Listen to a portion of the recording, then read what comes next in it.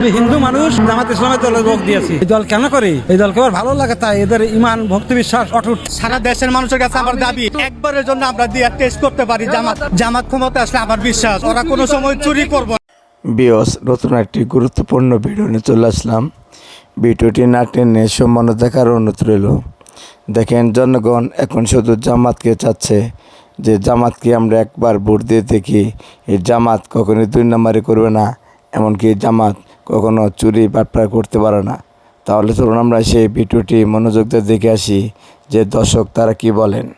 বাংলাদেশের পরবর্তী সরকার হবে জামায়াতে ইসলাম। আগামী প্রধানমন্ত্রী আমরা দেখতে চাই ডক্টর শফিকুল ইসলাম, জামাতের আমির, তাকে আমরা দেখতে চাই। একজন হিন্দু মানুষও জামায়াতে ইসলামকে ভোট দিবে। আমি হিন্দু মানুষ জামাত ইসলামের দলে যোগ দিয়েছি। এই দল কেন করি? এই দলকে আমার ভালো লাগে, তাই এদের ইমান ভক্তি বিশ্বাস অটুট থাকে। তবে একজন মুসলমানও জামায়াত ইসলামের বিপক্ষে। জামাত কোনো মানুষের মধ্যে পড়ে না, এই দল একটা বুড়া ফেকে দল। জনগণের দাবি একবার হলো জামায়াত ইসলামকে বাংলাদেশের সরকার হিসাবে দেখতে চাই। সারা দেশের মানুষের কাছে আমার দাবি, একবারের জন্য আমরা দিয়ে টেস্ট করতে পারি জামাত ক্ষমতা আসলে আমার বিশ্বাস ওরা কোনো সময় চুরি করবে না। জামায়াত ইসলামের মতো চাঁদাবাজ নাকি পুরো পৃথিবীতে নাই। জামাত ইসলামের মতো চাঁদাবাজ সংগঠন পৃথিবীর ইতিহাসে নেই। প্রত্যেকের রুমে রুমে যে স্লিপ দেওয়ারা চাঁদা নেয়। মানুষ যখন জামায়াত ইসলামকে চায়, বিএনপি নাকি তখন চাঁদাবাজি করে খায়। বিএনপি নেতা কর্মীদের অনিয়ম, দুর্নীতি, চাঁদাবাজির কারণে তাদের অবস্থান কোথায় যায় আমি নিজেও জানি না। তারা শুধু দখলদারিত্ব, চাঁদাবাজি নিয়ে তারা ব্যস্ত। ডক্টর ইউনূস ক্ষমতায় বসার পর নাকি গরিবের পেটের মধ্যে লাথি পড়েছে। সরকার বয়সে ভর্তা আমরা শ্রমিকরা পেটে লাগতি। অনেকেই ডক্টর ইউনূসের পতন চাচ্ছে। যে দেশ চালাইতে পারবো না, এই গতিতে থাকার কোনো অধিকার নাই। এই সরকার আমরা চাই না। অন্যদিকে কেউ আবার বিএনপি কে সরকার হিসাবে দেখতে চায়। আমরা একমাত্র দল, জনপ্রিয় দল বিএনপি কে ক্ষমতা দেখতে চাই। জনগণের মানুষের জন্য কাজ করার মতন সে একটাই দল আছে, আর কোনো দল নাই বাংলাদেশ। অনলাইনের মধ্যে ঢুকলে রাজাকার শব্দটি কানের মধ্যে বারবার আসে। আমি যে সব রাজাকারের বাচ্চারা বড় বড় কথা বলে, সব এলাকাতে যদি আমার দল আমাকে পারমিশন দেয়, আমি সেখানে যাবো,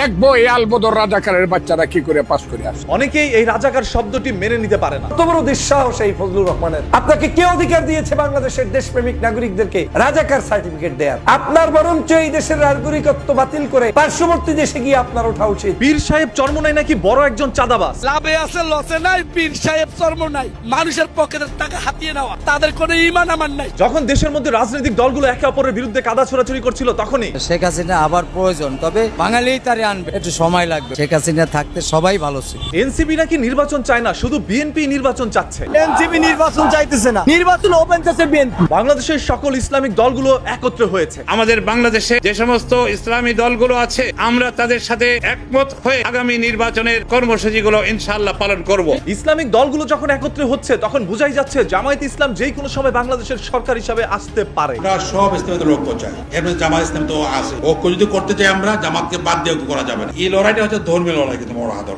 অনেকেই পিয়ার পদ্ধতি ছাড়া নির্বাচন চায় না। পিয়ার ছাড়া আমরা নির্বাচন মানবো না, কারণ আমি একজন ভোটার। তবে জমিয়তে উলামায়ে ইসলাম পিয়ার পদ্ধতিতে নির্বাচন চায় না। আমরা পিয়ার পদ্ধতির নির্বাচন চাই না। বাংলাদেশ এখন পর্যন্ত পিয়ার পদ্ধতিতে নির্বাচন দেওয়ার মতো উপযোগী নয়। বাংলাদেশের আর্থ সামাজিক ভৌগোলিক রাজনৈতিক পরিস্থিতিতে পিয়ার পদ্ধতিতে নির্বাচনের জন্য এখনো উপযোগী নয় বলেই আমরা কম বেশি মনে করি। জিয়ার সৈনিকরা ছাত্র দলের জন্মদিন পালন করতে গিয়ে ছাত্রলীগের জন্মদিন পালন করে ফেলছে। কি আর করার ভাই, 17 বছর একই ডায়লগ দিতে দিতে এখন মুখ ফুসকে ওই ডায়লগটাই বের হয়ে যায়। অন্যদিকে বেগম খালেদা জিয়ার চোখের অশ্রু ঝরা সেই ভিডিওটি এখন পর্যন্ত আমার সামনে ভেসে আসে। আমার ছেলেকে সুস্থ করা যাবে না কোনোদিন, সেই জন্য আমি বলছি যে তারেক রহমানকে অবিলম্বে বিদেশে পাঠানো উচিত, এবং সেই জন্য ও যেহেতু বিদেশে থাকবে, ও রাজনীতি থেকে দূরে থাকবে। এখন রাজনীতিতে আপাতত একদম বাইরে থাকবে, রাজনীতির বাইরে। সেই জন্য তিনি কোনো রাজনৈতিক কর্মকাণ্ডে অংশগ্রহণ করতে পারবেন না, এবং দলের দায়িত্ব তিনি এখন আপাতত কিছুটা রাখবেন না। একজন মা তার সন্তানকে বাঁচানোর জন্য আর্তনাদ করে সবার কাছে বলছিল, আমার সন্তান আর কোনোদিন রাজনীতি করবে না, ওকে লন্ডন পাঠিয়ে দেওয়া হবে, বাংলাদেশে আর কোনোদিন আসবে না। এই মা তার এক সন্তানকে হারিয়ে অন্য সন্তানকে হারাতে চায়নি। আজ ভুলে গিয়েছেন বিএনপির উপরে কিভাবে অন্যায় অত্যাচার করা হয়েছিল? আপনারা ভুলে গেল, সেই বিএনপি এখনো ভুলে নাই। তাই যারা মনে করছেন বিএনপি ক্ষমতায় আসলে আওয়ামী লীগকে বন্ধুস্বরূপ আচরণ দেখাবে, এটা ভুলও হইতে পারে। বিএনপি ক্ষমতায় আসলে আওয়ামী লীগের অবস্থান আরো ভয়াবহ হতে পারে। জামাতে ইসলামের দাঁড়িপাল্লা কিন্তু এখনো নির্বাচন কমিশনের তালিকাভুক্ত নাই। যেখানে জামায়াত ইসলামের মার্কা দাঁড়িপাল্লা এখন পর্যন্ত নিবন্ধিত হয় না, সেইখানে নির্বাচন কমিশনের প্রধানকে আমি বলতে চাই, পিআর পদ্ধতি ছাড়া নির্বাচন বাংলার মানুষ গ্রহণ করবে না। তারা পিআর পদ্ধতিতে নির্বাচন চাচ্ছে, আবার অনেকেই বলছে ডক্টর ইউনূসের আন্ডারে কোনো নির্বাচনই হবে না। এই দেশে ইলেকশন হবে কিনা আমি জানি না, তবে ইউনূস সাহেবের অধীনে ইলেকশন হবে না। একজন রিকশাওয়ালা 15 আগস্ট বঙ্গবন্ধুর স্মরণে ফুল দিতে গিয়েছিল 32 নম্বরে। আমি বঙ্গবন্ধু শেখ মুজিবুর রহমানকে ভালোবাসি, আমি কোনো দল করি না ভাই, আমি এই ফুল দিতে যাবো, আমি ধানমন্ত্রী 32। তিনি কোনো রাজনৈতিক দল করে না, তবে তিনি বঙ্গবন্ধুকে ভালোবাসেন। জয় বাংলা, জয় বঙ্গবন্ধু। জমিয়তে ওলামা ইসলামের সভাপতি বলেছিলেন, হুজুররা যতদিন নিজেরা নিজেদের মধ্যে ঐক্যবদ্ধ হতে না পারবে ততদিন পর্যন্ত কোনোদিন ইসলামের জয় হবে না। আমরা জামাতের সাথে কোনো জোটে যাব না, অতীতেও যাইনি,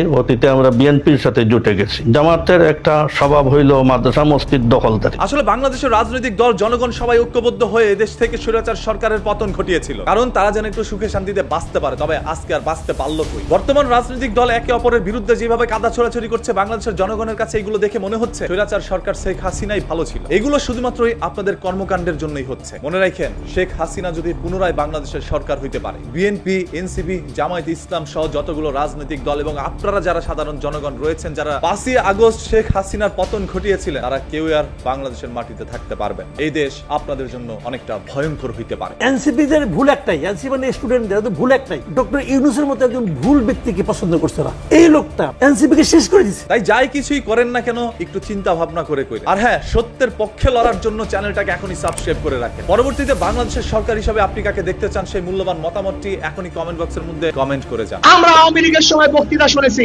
জয় সাহেব বক্তব্য দিয়েছেন মৌলবাদী ঠাকুর, এখন একই বক্তব্য। এই দেশে কোনো চরমপন্থা বা মৌলবাদের অভয়ারণ্য যেন কোনোদিন পরিণত হতে না পারে। জবানের সেন্স, বক্তৃতার কোনো সেন্স নেই। সঠিক বলেছেন।